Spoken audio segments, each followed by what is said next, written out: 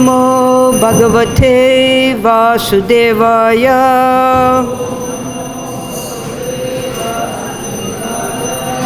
Om Namo Bhagavate Vasudevaya.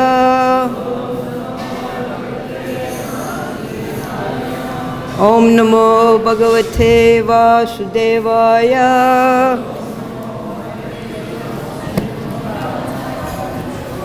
Today we're beginning the next chapter, 21, of the 10th canto of Srimad Bhagavatam.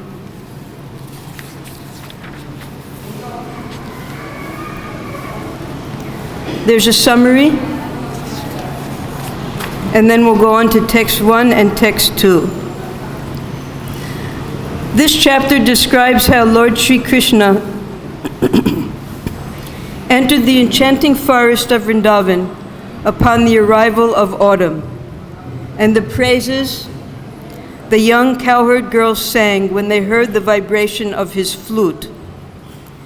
As Lord Krishna, Lord Balarāma, and their cowherd friends entered the forest to graze the cows, Krishna began playing his flute. The gopis heard the enchanting flute song and understood that Krishna was entering the forest. Then they narrated to each other the Lord's various activities.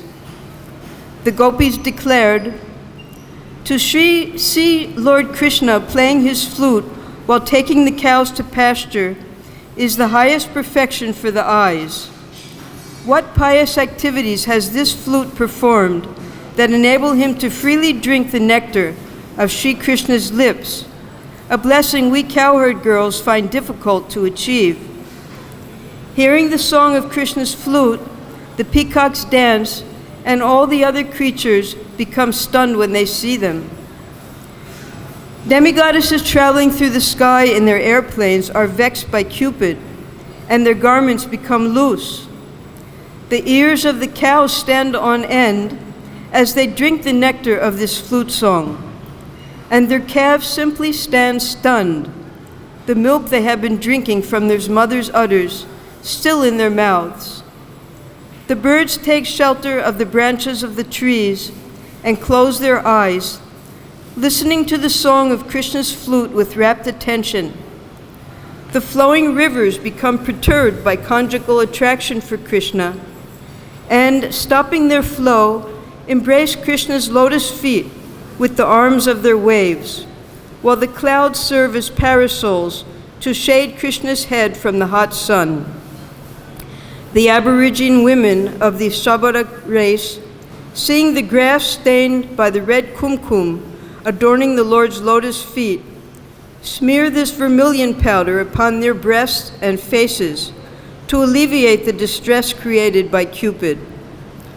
Govardhan Hill offers grass and various kinds of fruits and bulbous roots in worship of Lord Śrī Kṛṣṇa. All the non-moving living beings take on the characteristics of moving creatures, and the moving living beings become stationary. These things are all very wonderful. Now we'll go to text 1. Śrī Sukha Uvacha Itam Sarasvacha Jalam Padmakara Sugandhina Nyavishadvayunavatam Sagogopalakochuta. Śrī Sukha Uvacha Itam Sarasvacha Jalam Padmakara Sugandhina Nyavishadvayunavatam Sagogopalakochuta. I'm going to read the word for word of this because each word is very important in this sloka. Śrī Sukha Uvacha. Śrī Sukadeva Goswami said, Itam, in this way, Sharat, of the fall season. Svacha, clear. Jalam, having water. Padma akara, from the lake filled with lotus flowers. Sugandhina, with the sweet fragrance. Nyavishat, he entered. Vayuna, by the breeze. Vatam, ventilated. Sa, with. Go, the cows. Gopalakaha, with the cowherd boys. Achyuta, the infallible Supreme Personality of Godhead. Translation. Sukadeva Goswami said, thus the Vṛndāvan forest was filled with transparent autumnal waters and cooled by breezes, perfumed with the fragrance of lotus flowers growing in the clear lakes. The infallible Lord, accompanied by his cows and cowherd boyfriends, entered that Vṛndāvan forest. So we can repeat this together. Sukadeva Goswami said, thus the Vṛndāvan forest was filled with transparent autumnal waters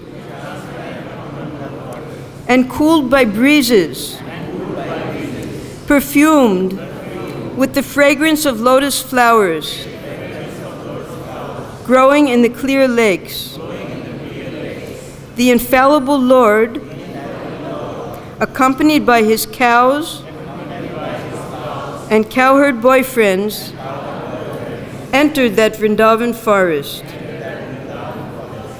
Now we'll go on to text 2 because there's no purport. Kusumita-vanarāji-śuṣmi-bhṛṅga dvija-kula-ghuṣṭa-saraḥ-sarin-mahīdhram madhupatir avagāhya cārayan saha-paśu-pāla-balaś cukūja veṇum kusumita, flowering. Vana-rāji, among the groups of trees.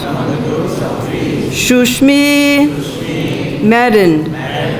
Bhṛṅga, with bees. Dvija, of birds. Kula, and flocks. Ghuṣṭa, resounding. Saraḥ, its lakes. Sarit, rivers.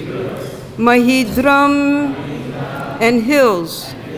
Madhupati, the Lord of Madhu, Krishna.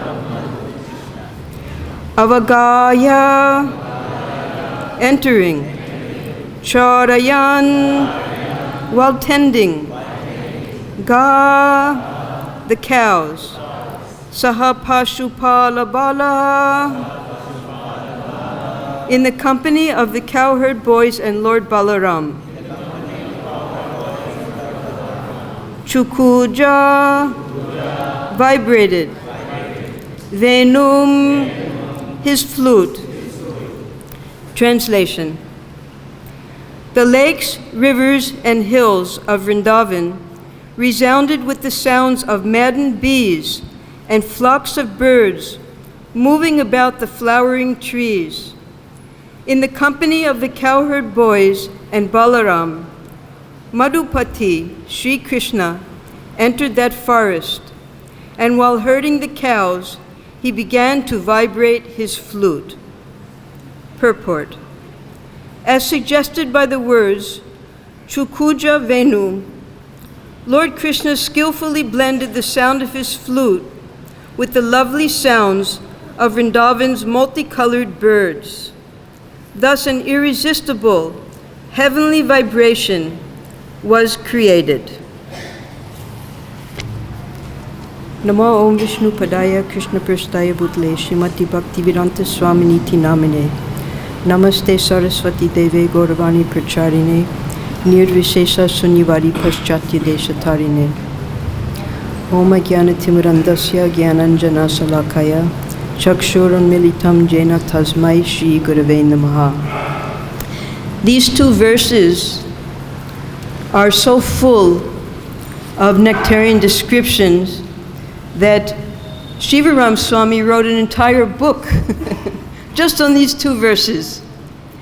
So word by word we can go through, but first we would like to honor one of the associates of Sri Chaitanya Mahaprabhu of the Panchatattva, Lord Chaitanya in 5 features, and that is the disappearance of Srivas Pandit today.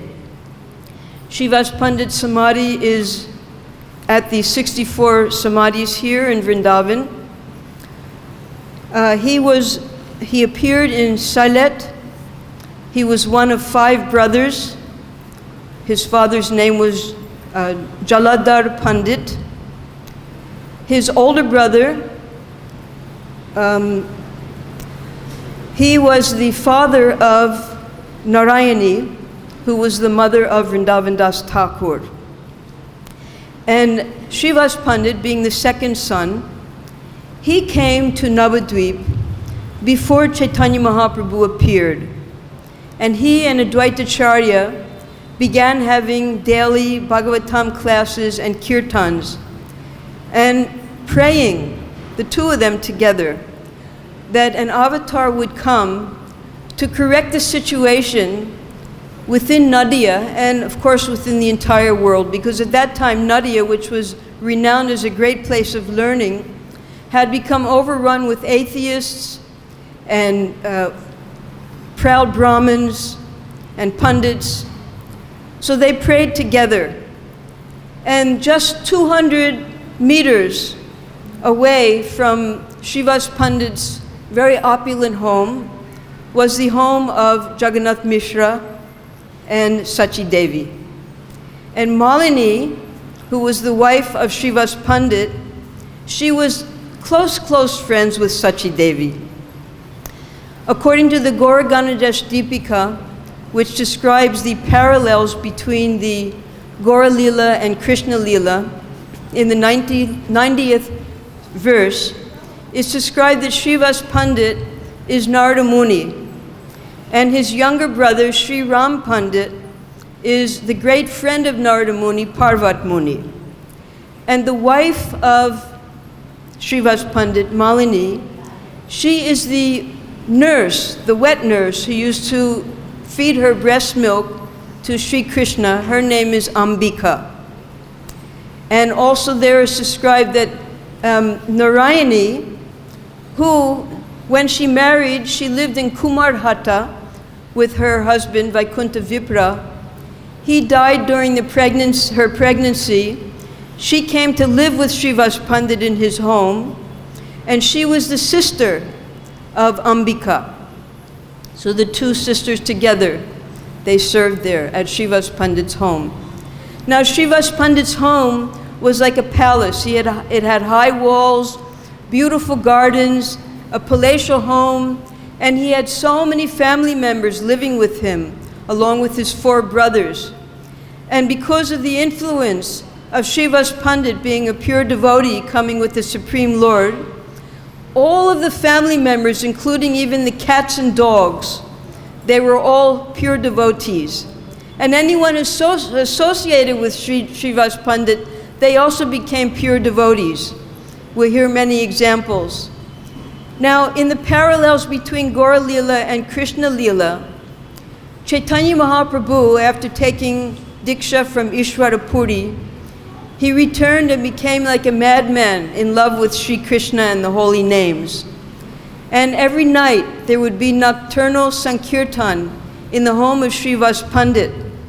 Srivas Pandit would lock the doors so that only the most intimate associates would take part in this kirtan.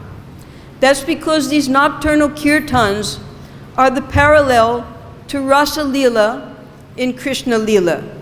So only the most fortunate devotees would be allowed to take part.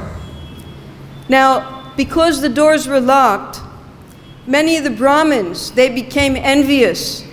And the leader of these Brahmins, Gopal Chapala, he decided to dishonor and defame Srivas Pandit because they were not allowed to take part in these pastimes. Outside of the house of Srivas Pandit, he put all the paraphernalia of worshipping Bhavani, and he also put a pot of wine. And in the morning, when the doors were unlocked and Srivas Pandit saw all of this, he called all the respectable Brahmins and he said, look, this is actually my nature. You see how I'm worshipping Bhavani. They were embarrassed by the trick that had been played. And just 3 days later, Gopal Chapala, he became afflicted with leprosy that began to eat his entire body up. And because of having leprosy, he was discarded from the community and had to go live on the bank of the of the Ganga. As Chaitanya Mahaprabhu once was passing, he prayed to him that you are the Supreme Lord. You please save me from this miserable condition. And Mahaprabhu refused him. He said, no, because you have offended a pure devotee, for millions of lifetimes you will suffer like this for your sin. And he discarded Gopala Chapala. Later, coming again, because by that time Gopal Chapala had become so humble and so sorry for his sin, he pleaded with Chaitanya Mahaprabhu to save him. And Mahaprabhu told him the only way you can be saved from this sinful reaction is if you fall at the feet of Srivas Pandit and beg for his forgiveness. So having done that, having understood, because our suffering is caused by sin, and our sin is caused by ignorance. So Chaitanya Mahaprabhu, though he came to relieve the suffering of all living entities, it wasn't for a particular condition. It's to relieve them of their material conditions so they could all go back to Godhead.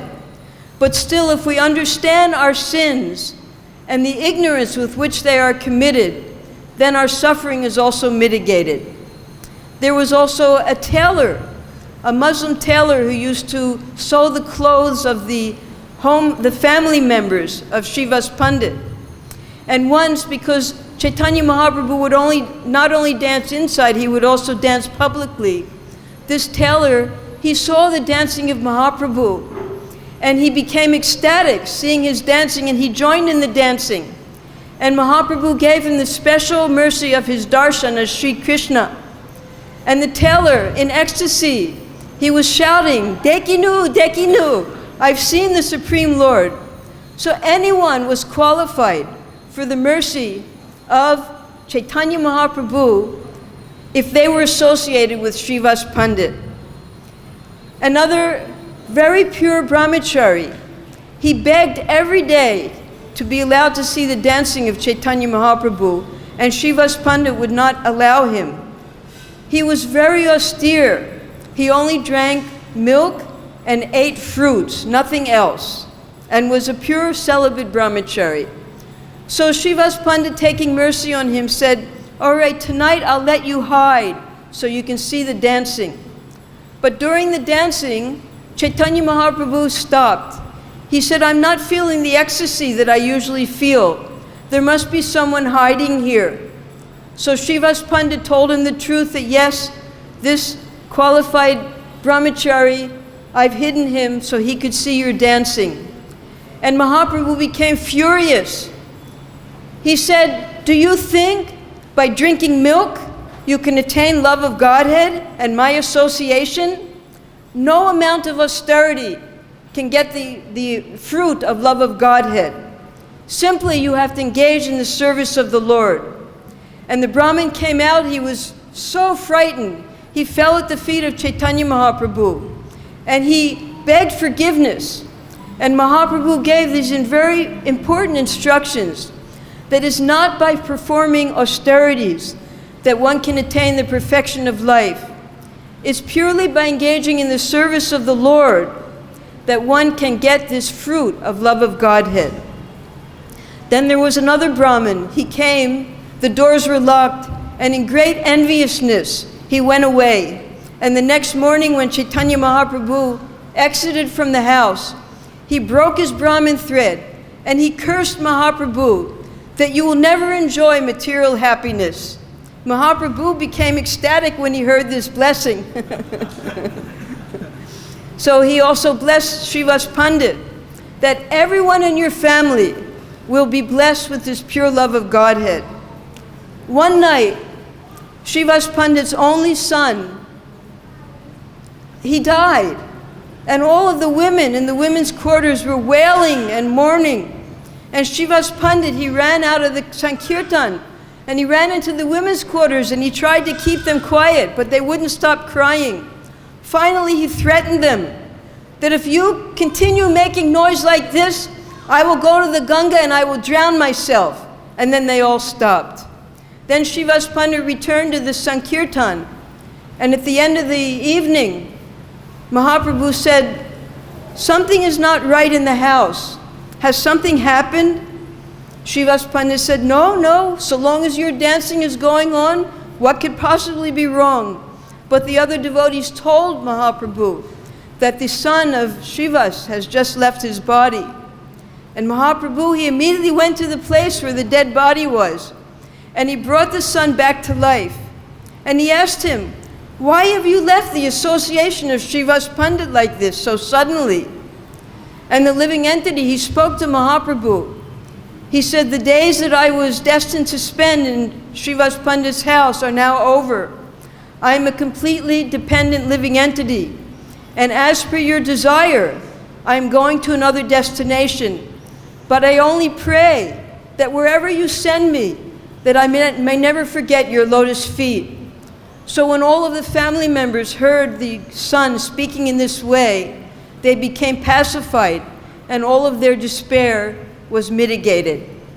So Mahaprabhu, when he left and took sannyas, Srivas Pandit, in great separation, he gave up his home at Navadvip and he went to live at Kumarhata. Kumarhata is the birthplace of Ishvarapuri and it's also the residence of Shivananda Sain. So as all great devotees, Srivas Pandit, he sought the association of other devotees. He went to live nearby Shivananda Sain, and later also Vasudev Datta came to live there.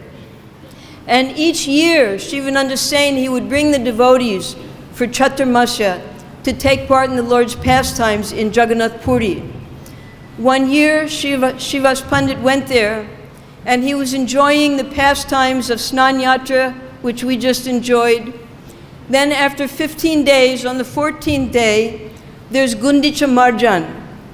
And then Sri Jagannath, who's been living in the association of Lakshmi Ji for 15 days, she's serving him so pleasantly while he's in concealment, he requests Lakshmi that he misses his devotees, he wants to go for a ride.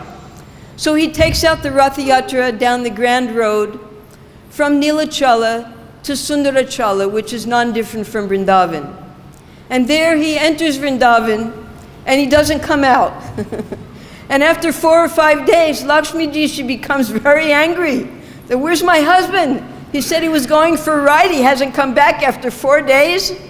And on the 5th day, Hera Panchami, she dresses up in her greatest opulence and goes on her own rath and reaches the gates of Sundarachala. And she chastises and binds up her servants. They bind up the servants of Jagannath. And they begin using loose language and make them the butt of their jokes. And they insist that they return Jagannath to his home. Now, Srivas Pandit was watching this along with Chaitanya Mahaprabhu and the other associates. And there, in the mood of Narada Muni, he said to Mahaprabhu, he said, look at my Lakshmi Ji. She's so opulent. And what is the opulence of Vṛndāvana? These gopis, all they do is churn milk. They boil the milk and they churn yogurt. And my queen Lakshmi, she's endowed with so much opulence. The opulence in Vṛndāvana is just some flowers, some minerals from Govardhan, some peacock feathers. What is there? why is Jagannath staying there for so long? He should return with Lakshmiji. So all of the devotees, when they heard Shiva's in this mood of Narada Muni, because he's a great devotee of Lakshmi Narayan, they all started to smile. And Mahaprabhu, he answered him. He said, you don't understand the opulence of Vṛndavan. The opulence of Vṛndavan is so great. Everything is there, but it's covered with such sweetness that you can't see that opulence. And then he said, look at our Sarup Damodar. He knows nothing about opulence. He is such a pure devotee of the Lord, he's only absorbed in the sweetness of Vṛndavan.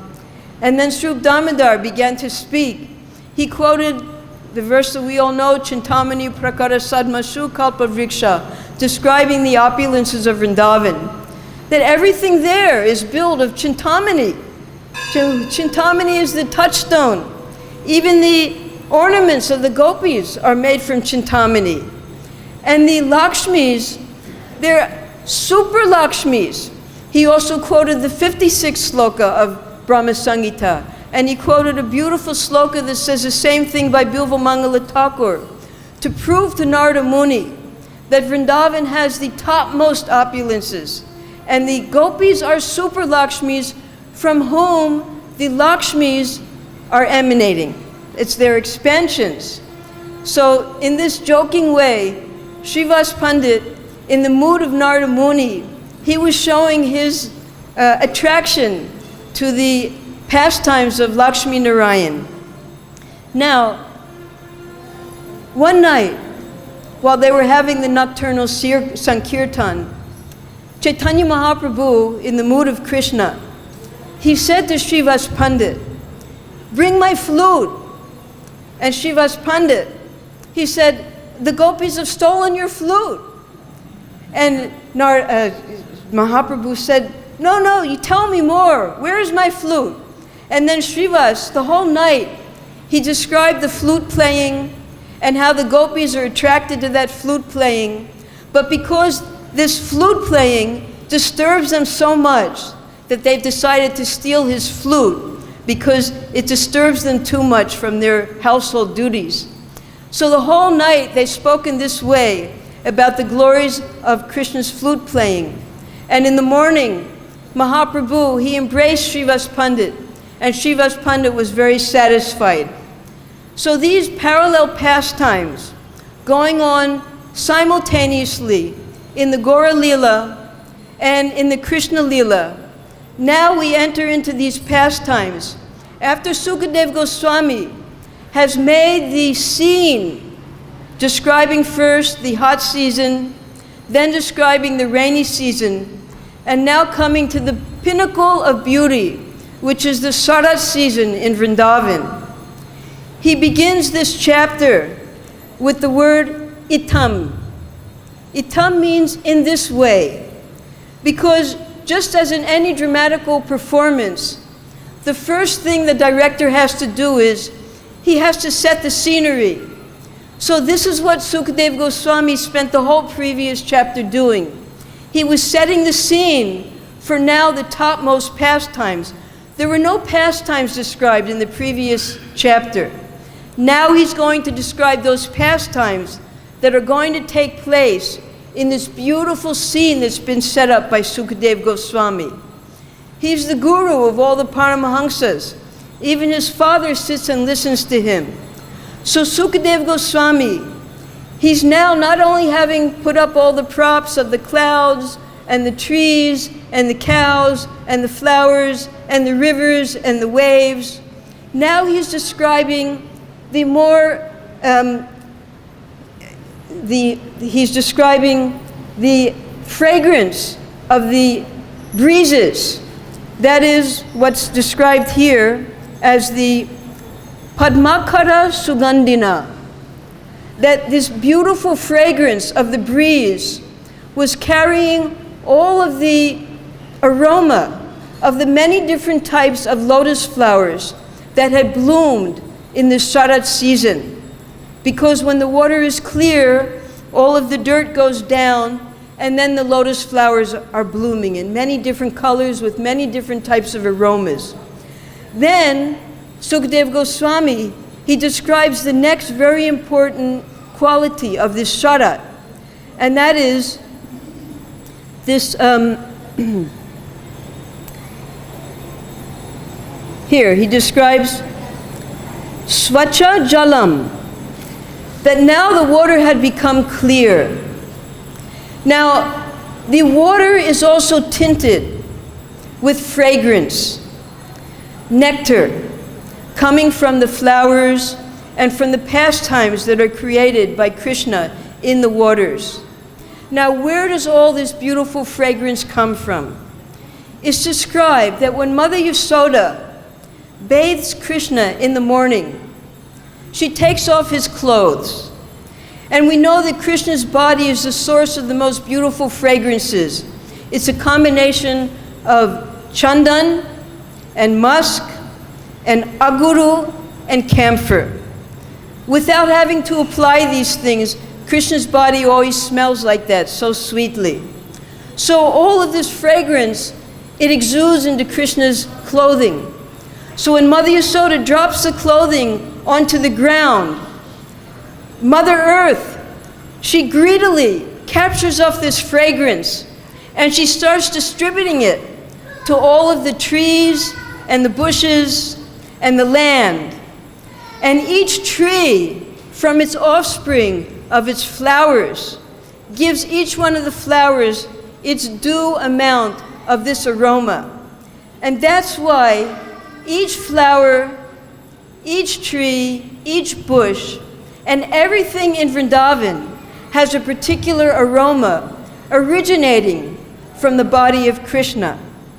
Now, in the rainy season, when all the rains come down and fill the rivers and the streams, all the streams flow along the ground. And the ground also picks up this fragrance. And that is how the rivers and the lakes also become a combination of clear water and the fragrance from Krishna's body. And depending upon where those rivers and lakes and streams are, they're also filled with the bhava of those particular pastimes. So this is the scene. We have the rivers, the lakes, the land, the breezes, everything so beautiful. And this is all an emanation in Vṛndāvana from Krishna's internal potency. And Krishna's enjoying this entire atmosphere. So as he enters into the forest each morning, he's just a young boy now. There hasn't been any Rasa Leela yet. He hasn't stolen the gopis' garments yet. He's just a young boy. And he has his flute. Now he's with his cowherd boyfriends. He's with Balarāma and all the gopas. Being the younger brother of Balarāma, out of respect for him, although he's the master of all the 64 arts, he asked Balarāma to teach him how to play the flute. So Balarāma teaches him how to play the flute. And then from there, he begins his beautiful flute playing. And his flute playing, this is what's described in this entire chapter. Now, this chapter is pre-meeting of the gopis with Krishna. So the gopis, having just been married, now in the morning when they see Krishna, Balarāma, and all the gopas and the cows going out into the forest, they praise Krishna. They're so attracted by his beauty and by his flute playing. And the acharyas describe that the gopis are actually the greatest logicians because they're so attracted by the flute playing. And just by that beautiful flute playing, they can infer all of the beautiful qualities of Krishna, although they haven't met him directly. So this is logic. Just by hearing, they can infer all the qualities of an object. So out of shyness, in this chapter, they begin to glorify that flute playing and how it affects each type of living entity, from the lowest type of living entity, which is the non-moving, unconscious, up to the demigods. So the slokas are spoken one by one, by each particular gopi. The acharyas have spoken, they've described which gopi has spoken which sloka. And as we go through these slokas, we'll be able to hear how the moods of the gopis are describing how this flute playing is affecting all the residents of not only Vṛndāvana, but also the heavenly planets. So the beginning is how the flute playing affects the gopis. Well, they become so much affected. You see, Krishna's purpose in playing the flute is to attract the gopis. And this flute playing, it disturbs them so much. Not only does he have flute playing, but as he's playing his flute, he's also glancing at them. So these glances are just like arrows. So the gopis, they try to avoid these sharp arrows. But then he captures them with the flute playing. And then they began to speak. But they don't speak just about Krishna. Here we're worshiping Krishna and Balarāma. Because Krishna and Balarāma, they're always together in their Braja Leela. So they begin to glorify the flute playing of both Krishna and Balarāma, how they're entering the forest together. Because out of shyness, they don't want to just speak about Krishna. So they talk about how the flute playing is affecting the demigods, how Brahma, Shiva, Indra, and Chandra, when they hear the super excellent ragas being played by Krishna, they put their heads down and they try to understand, but they're in complete mystification about the ragas that Krishna's playing. They describe the wives of the demigods. They're flying in the airplanes. That means that the gopis could understand that the airplanes were present in the sky. They were such very learned in the Vedas. So the demigoddesses are flying with their husbands, the demigods. But when they hear, they're flying over Vṛndāvana to see the pastimes, when they hear this beautiful flute playing, they become completely bewildered. And their hair becomes loose, and their garments become loose, and they long to enter into those pastimes as well. They're gazing down from their airplanes at Krishna and Balarāma.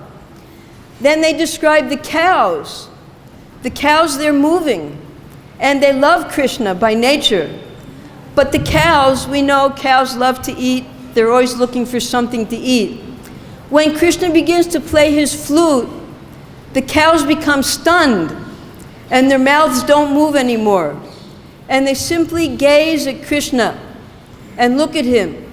And they just ask, what is this? What is this? Because they've never heard such a beautiful sound. Then the calves are also there. They're interested in drinking their mother's milk. But when they hear Krishna's flute, their mouths become stunned. They can't drink anymore. And they just look at Krishna. The peacocks, they ask Krishna to play. Because when Krishna plays, they dance according to his rhythms. He's in the center, and the peacocks are dancing all around him. And they pull up their feathers, and they're dancing in the most beautiful way. And Krishna, he's playing his flute and dancing along with them.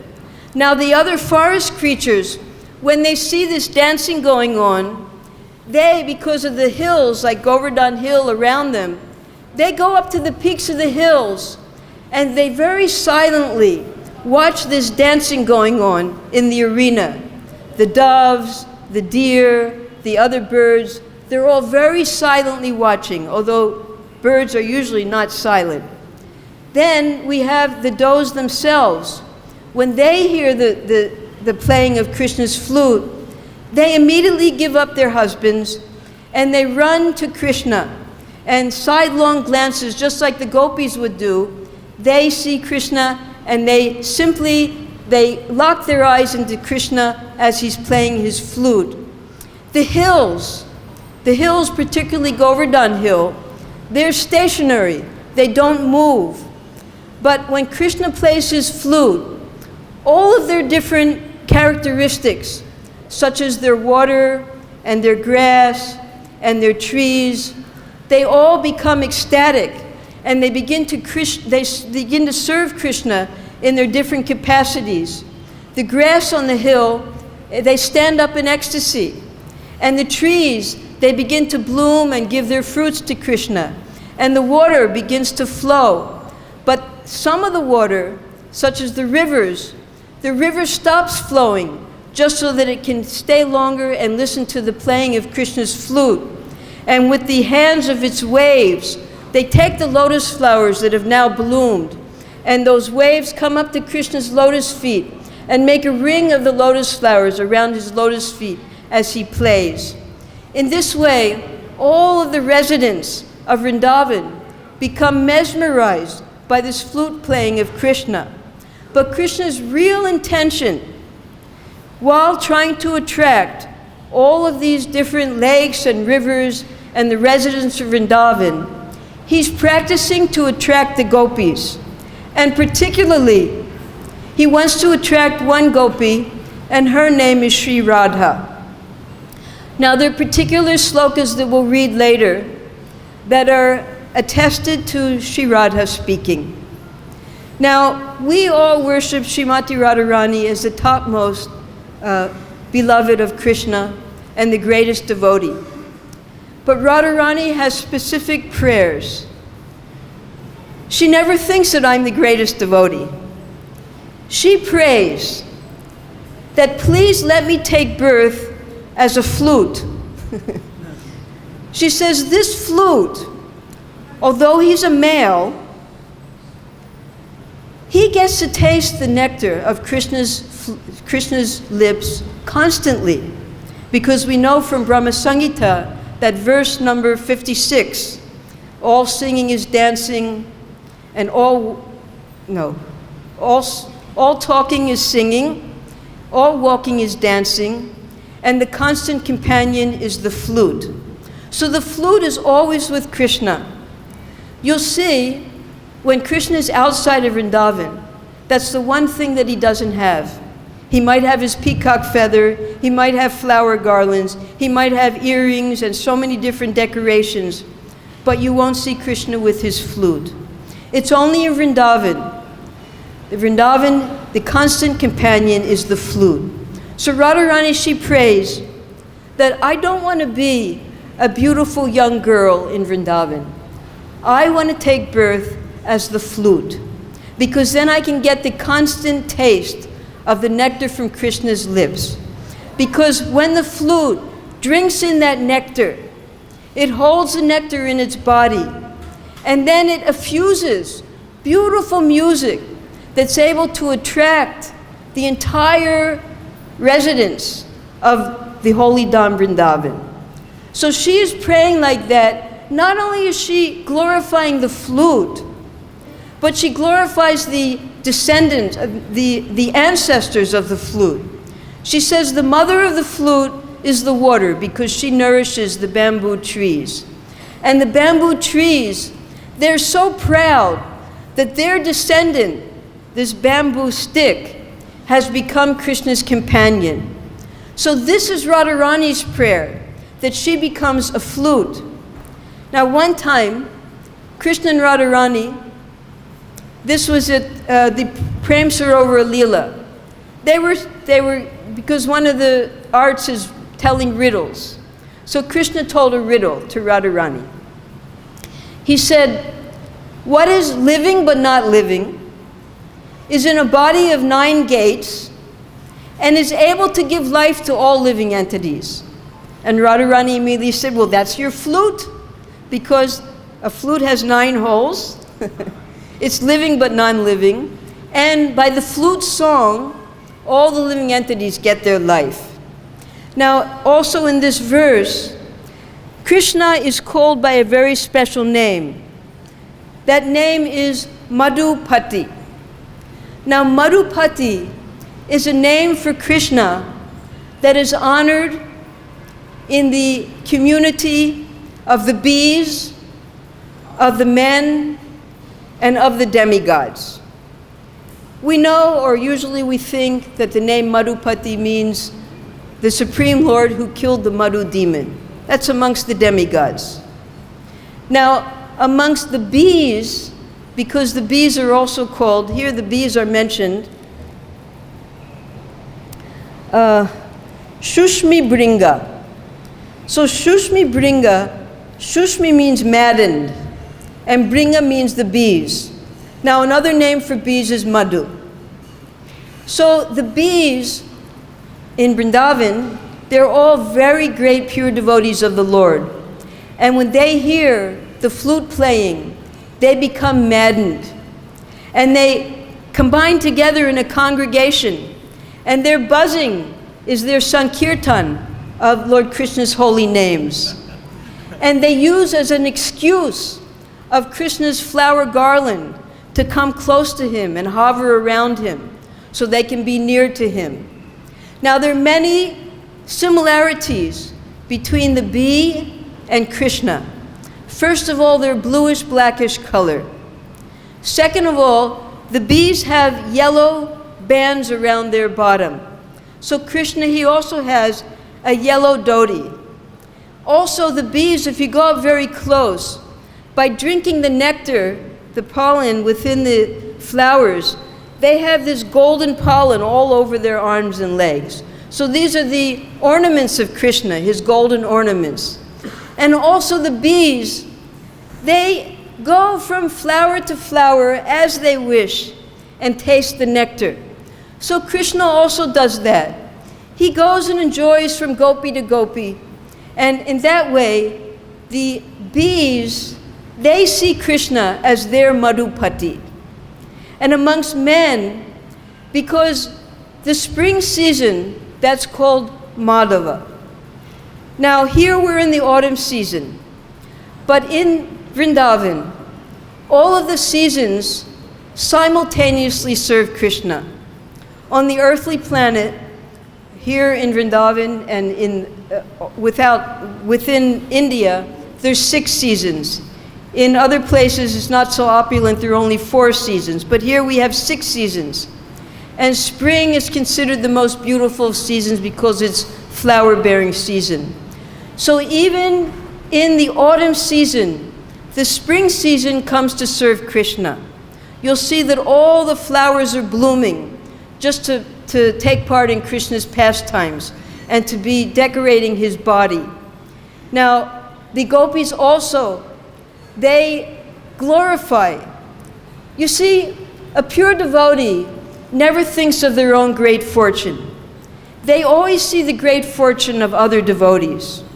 So in this chapter, we will hear how the gopis are glorifying the earrings of Krishna because they always get to touch his cheeks, the necklaces of Krishna because they always get to touch his chest, the garlands of Krishna because they always get to embrace his body. And that way the gopis, in a mood of appreciation for all the different types of devotees of the Lord, both the animate and the inanimate, they see everyone as more fortunate than themselves because they don't get to have that direct contact with Krishna all the time that these inanimate objects have. So one might falsely think that those in Shantabhav, they don't have such an elevated relationship with Krishna. But the gopis, they see everyone as more fortunate than themselves. They see the cowherd boys, how they get to dance with Krishna in public, how Krishna puts his arm around them, embraces them in public, how he jokes with them, how they get to spend all day with them. They glorify the cowherd boys. They glorify the servants. They glorify the cows. They glorify the clouds. Now the clouds, they're also, we consider them to be inanimate, but actually they play a very important role in Krishna's Leela. When Krishna, there are particular ragas. There's one raga called Malahar Raga. So this Malahar Raga is usually played in the monsoon season because it causes the clouds to come and give rain. So when Krishna, when he plays the Malahar Raga, all the clouds come. And we've heard how in the autumn season, and we know that because from the rains, the air has become very, very pure. There's no more dust. So when the sun is shining, it's very, very sharp. 4 things are very sharp. That is the thorns in Vṛndāvana, the autumn sun, the having 2 wives, that's very, very painful, and doing business with one of your family members, because then there's going to be opposition. So one of the most painful things is the sunshine in the autumn. But when Krishna plays this Malaha Raga, all the clouds come and they protect him from the sharp sunshine in the autumn time. So this is the mood of the pure devotees. They never think themselves most fortunate. They have no pride. They look around and they see even the inanimate objects as being so fortunate in their relationship with Krishna. So this is the mood that we can try to develop while reading this chapter. And not only that, the most important thing that we have to understand is the parallel between the Chaitanya Leela and the Krishna Leela. One cannot enter into, one cannot even understand the pastimes of Śrī Kṛṣṇa in Vṛndāvana without appreciating the associates and the pastimes of Chaitanya Mahaprabhu and his preaching mission. All of the associates of Chaitanya Mahaprabhu, when we read in Adi Leela about the Chaitanya tree, the first associate that's mentioned is Srivas Pandit and his brother Sri Ram Pandit. They are the first 2 branches that are described. And all of their associates and family members, even their cats and dogs, they're considered to be the smaller features of Chaitanya Mahaprabhu's body, such as his eyes, his face, and his hands, his chakra, when he appears with all of his associates. So, Srivas Pandit, being a part of this Chaitanya tree, what is his activity? He is always assisting Chaitanya Mahaprabhu in spreading the glories of the holy name. And he, being Narada Muni, in both of his pastimes, both in Krishna Leela and in Gaura Leela, he's always chanting the names of the Supreme Lord. So the more we take part in Chaitanya Mahaprabhu's divine Leela of preaching Krishna consciousness and spreading the glories of the holy name, the more we can enter deeply into the appreciation of Śrī Kṛṣṇa's divine pastimes here in Vṛndāvana. So as devotees, here we are in Chaitanya Mahaprabhu's Leela as one of the branches coming from our Sampradaya, the Brahma Madhva Gaudiya Sampradaya. While preaching the glories of the holy name, we can also be meditating, especially now that we're entering into these pastimes, the glorious pastimes of Krishna with his most intimate devotees. But externally, we should always be engaged in chanting the holy names of the Lord, in spreading the glories of Śrī Kṛṣṇa through the teachings of Bhagavad Gita and Srimad Bhagavatam. Srila Prabhupada explains that if we ever feel intense separation from Śrī Kṛṣṇa, we can take shelter of the Krishna book and the teachings of Lord Chaitanya. Teachings of Lord Chaitanya is often forgotten now that we have the Chaitanya Charitamrita. But Prabhupada gave that as a summary of the teachings that Chaitanya Mahaprabhu gave to Sanatana Goswami and his other associates such as Ramananda Roy, because those are the essence of how we can mitigate our feelings of separation from Śrī Kṛṣṇa by reading these 2 books particularly. So if ever in our preaching we're wondering, when will I ever be able to enter into the pastimes of Śrī Kṛṣṇa? We can take shelter in Prabhupada's books, Krishna book and teachings of Lord Chaitanya, and we can remember the examples of the associates of Chaitanya Mahaprabhu, how they so fully with their bodies, minds, and words, took to the message of Chaitanya Mahaprabhu by spreading the glories of the holy name. And in that way, they were always immersed in remembering the pastimes of Śrī Kṛṣṇa in Vṛndāvana. They're simultaneous. So we shouldn't get lost and only try to absorb ourselves in Śrī Kṛṣṇa's pastimes. But with our bodies, minds, and words, we should at the same time be executing the mission of Śrī Chaitanya Mahaprabhu.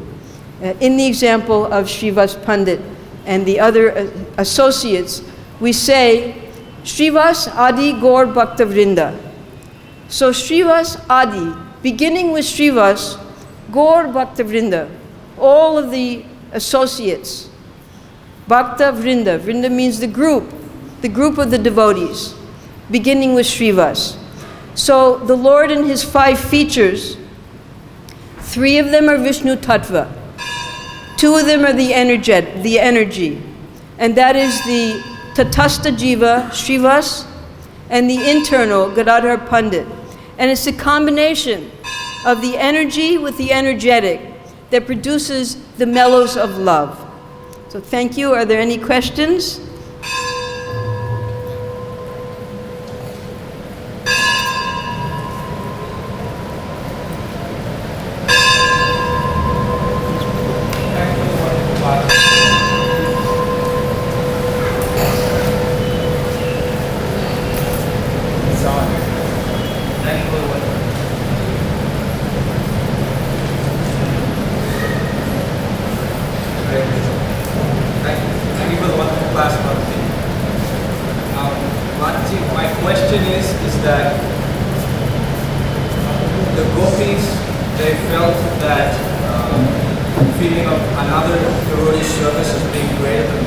Yes.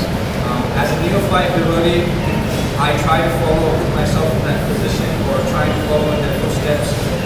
I forget to be grateful for what I have. So how do I understand how to follow this sort of group that always thinking of this person's service is greater than mine? Would it be better to be or follow in their footsteps, but not being grateful for what I have and the service I have? Well, the gopis, they never changed their service. They went on with boiling the milk and churning the yogurt. But they were able to see the good fortune of all the other devotees. And this is a very good mentality. Whether neophyte means that we can appreciate other devotees. So when we come out of the neophyte stage into the madhyamadikari stage, then we can begin to see that these devotees are my friends, they're my superiors, they're people that I have to help. Then we can start seeing distinctions of the different types of devotees. A neophyte devotee does not appreciate other devotees' qualities. That's why they're in the kanishta. That's the definition of kanishta, that they consider themselves to be the greatest devotees and they don't see the qualities of other devotees. So when we start to appreciate the qualities of other devotees, that means we're making advancement. Okay.